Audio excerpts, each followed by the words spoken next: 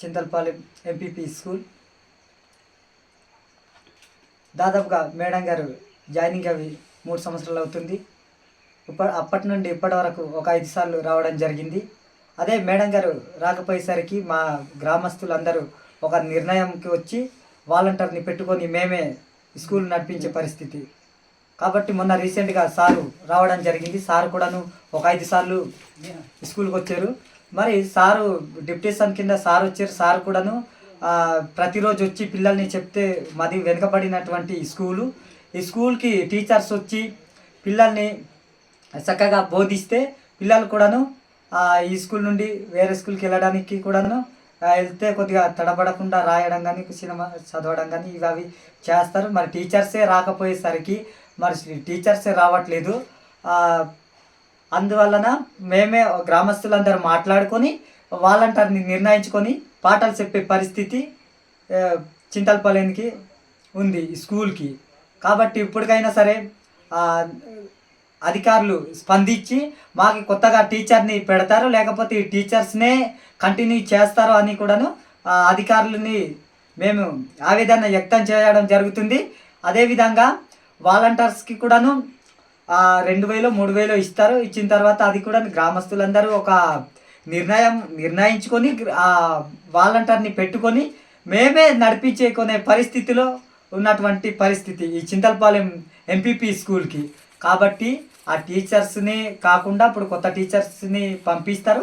అదేవిధంగా ఈ టీచర్స్ని కంటిన్యూ చేసి ప్రతిరోజు స్కూల్స్కి మరి వెళ్ళే విధంగా అధికారులు చర్యలు తీసుకోవాలనేసి మా గ్రామస్తులందరూ కోరుకుంటున్నాం. అధికారులకు నమస్కారం. అల్లూరి సీతారామరాజు జిల్లా అనంతగిరి మండలం పెదకోట పంచాయతీ పరిధిలోనున్న చింతలపాలెం ఎంపీపీ స్కూల్ ఈరోజు ఎలా ఉందో మనమందరం చూస్తున్నాం. గత 2025 నవంబర్ నుండి టీచర్లు రాని పరిస్థితి. 2025 నుండి నవంబరు చూసుకున్నట్లయితే ఇప్పుడు 2026 జనవరి 26 అంటే దాదాపుగా 3 నెలలు అయిపోతుంది. ఇక్కడ ఒక టీచర్ కానీ మేడం కానీ ఎవరు రాని పరిస్థితి.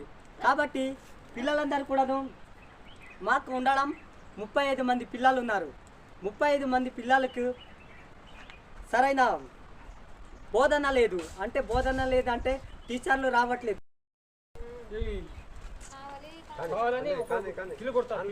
అదేవిధంగా అప్పుడు మాకు కొత్త టీచరు అధికారులు కొత్త టీచర్ని ఇక్కడ ప్రవేశపెట్టాల్సిందిగా అధికారులందరూ కోరుతున్నాం. కాబట్టి మాకు కొత్త టీచర్ కావాలి. మాకు చింతలపాలెం ఎంపీపీ స్కూల్ కి కొత్త టీచర్ కావాలి. మాకు కొత్త టీచర్ కావాలి. అదే అధికారులందరినీ మేమందరూ అధికారుల్ని ఆదేశాలు జారీ చేయడం జరుగుతుంది. మా కొత్త టీచర్ కావాలి. మా కొత్త టీచర్ కావాలి. అదేవిధంగా మాకు ఈ స్కూల్లో 35 మంది పిల్లలు ఉన్నారు. కాబట్టి పిల్లల భవిష్యత్తు కనుమరుగైపోయే పరిస్థితిలో ఉన్నది. కాబట్టి మాకు ఇప్పటికైనా సరే టీచర్ని ప్రొవైడ్ చేసి అదేవిధంగా మా ఎంపీపీ స్కూల్కి భాష వాలంటీర్ కూడా కావాలని మా గ్రామస్తులందరూ ఒకటే కోరుతున్నాం. గ్రామ వాలంటీర్తో పాటు మాకు ఒక పర్మనెంట్ టీచర్ని కూడా ప్రొవైడ్ చేయవలసిందిగా అధికారుల్ని మేమందరూ కూడాను చేతులుంచి నమస్కరిస్తున్నాం. నా పేరు అంతాల కృష్ణ అండి, వేర్మాన్ అండి, పెదకోట పంచాయతీ అండి, అనంతగిరి మండలం, అల్లూరి సీతారామరాజు అండి, డిస్టిక్. నేను ఎంటీబీ ఎమ్మెల్సీ భాషా వాలంటీర్ అండి. నేను 2021 నుండి పనిచేస్తున్నానండి. మీకు నెల జీతాలు పడుతున్నాయా? నెల పడవండి. మాకు 3 నెలలు కానీ 5 నెలలు కానీ 4 నెలలు ఐటీడీఏలో వాళ్ళు ఇష్టం వచ్చినలాగా వాళ్ళు ఎప్పుడు పడితే అప్పుడే వేస్తారండి. నెలలకైతే మాకు జీతాలు అందవండి. జీతాలు అయితే పడుతున్నాయి కానీ నెలకి మాకు ఇవ్వరండి. అలా కాదండి, మరి ఇప్పుడు మీరు ఇక్కడ విధులు నిర్వహిస్తున్నారా వేలమామిడిలో? అవునండి. అయితే మరి ఇప్పుడు ఇక్కడ ఎంతమంది పిల్లలు ఉన్నారు? 52 మంది పిల్లలు ఉన్నారండి. 52. టీచర్స్ ఎంతమంది? టీచర్స్ మాకు జీపీహెచ్ స్కూల్ అంటే ఎంపీపీ స్కూల్ కాదండి. మాకు సింగిల్ టీచర్, ఎంతమంది పిల్లలు ఉన్నా కానీ మాకు సింగిల్ టీచర్ ఉంటారు. మరి ఇప్పుడు ఇక్కడ టీచర్ లేరు మరి? టీచర్ లేని పక్షాన మరి నేనే అదే పర్మనెంట్ సార్ లాగా మరి ఎంటీపీ ఎమ్మెల్సీ వాలంటీర్ అయినప్పటికీ నేను కంటిన్యూగా టీచర్ టైపు నేను నడిపిస్తున్నానండి పిల్లలకి. టీచర్ గారు ఎన్నాళ్ళు పట్టలేరు ఇక్కడ?